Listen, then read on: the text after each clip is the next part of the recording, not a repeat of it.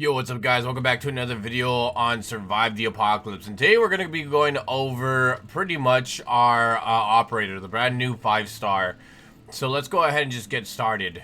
So pretty much the operator does cost a total of 1,000 gems. For some reason I thought it cost 1,500, but I guess it's just 1,000 gems. And pretty much once you go ahead and jump in, once you go ahead and purchase them, you're going to go ahead and see that you're going to have one singular drone that follows you around, and pretty much that's going to be your healing drone.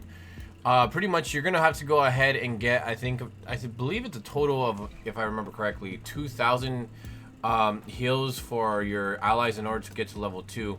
But pretty much going back to what level 1 actually gets you is a drone that can pretty much go ahead and heal you as well as nearby players. As you can see, we're healing not only me, Mita, and his entourage of summons as well.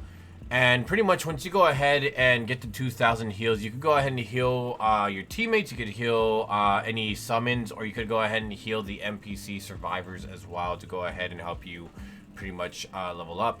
And I believe it's 2 hits per second, which is going to be 2 plus HP per second is how much it heals you. And it also gives you defense and attack boost as well. That's one thing that I did forget to kind of mention as well. So that's pretty much it. For level 2, what you're going to go ahead and get is you're going to get a second drone right here. And the second drone right here is going to be able to engage enemies. And pretty much you do have this control pad that you have on pretty much on level 1. And when you go ahead and go to your healing drone, you can go ahead and make it follow you or make it hover in place. But the combat drone, once you unlock at level 2, will be able to shoot enemies, and it's in my opinion, it's OP. Now you could go ahead and change the settings if you guys want for the combat drone. You could go ahead and make it attack the weakest, fastest, closest, and strongest. I usually have it on weakest while I focus on stronger enemies, whether I'm using melee or I'm using like snipers. That's usually what I do. Another thing that I'm going to go ahead and show you, assuming that we could actually see, is that when it shoots an enemy, it kind of stalls it. Not really the shield guys, but I'm trying to find a brute so you guys can kind of see how it looks like. But it does stall enemies to the point where it gets shocked. If they have shields though, unfortunately they will not get stalled. Oh, there's a brute over there. I'm going to go ahead and change this to strongest right here, so you guys can kind of go ahead and see them get stalled. And well, it's not even that good of a stall if you ask me. It didn't look like that crazy, but yeah, it does stall the enemies as well. And another thing to go ahead and note, once you have level 2, each day it'll go the attack drone will have a 1% increase in attack, and it's going to cap at 200. So pretty much, like, let's say you get to day 200, you're supposed to have like 200% damage on the base, and it's not like it's doing like 10 or 5 damage per day. It's more of it doing like 1 damage per day. So on day 2 you're gonna have 2 damage, on day 3 you're gonna have 3 damage, and so on. That's how I understand it. Now to go ahead and level it up from level 3, you're gonna want to go ahead and heal a total of 5,000 of your teammates, allies, NPCs, or summons.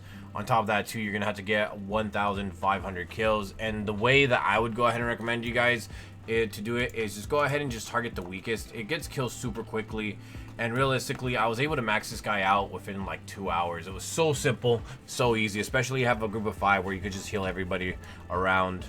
And another thing to go ahead and note as well is that once you get to level 3, pretty much you're gonna be able to go ahead and revive your allies.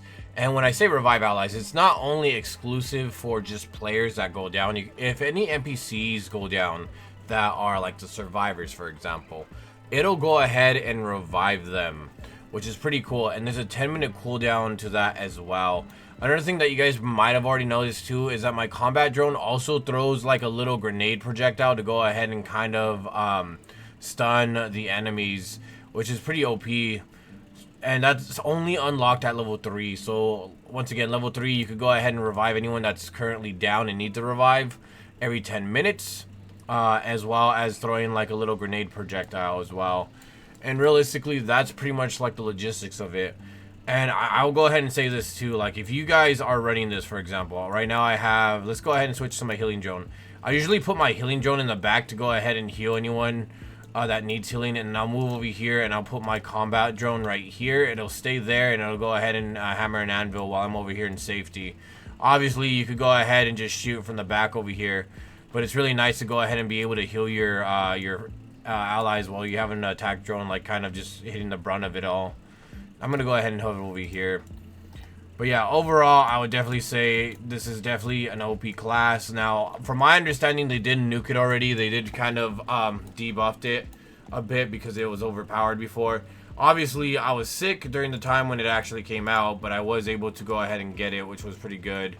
But overall, I will say this. Are they going to go ahead and potentially get rid of this?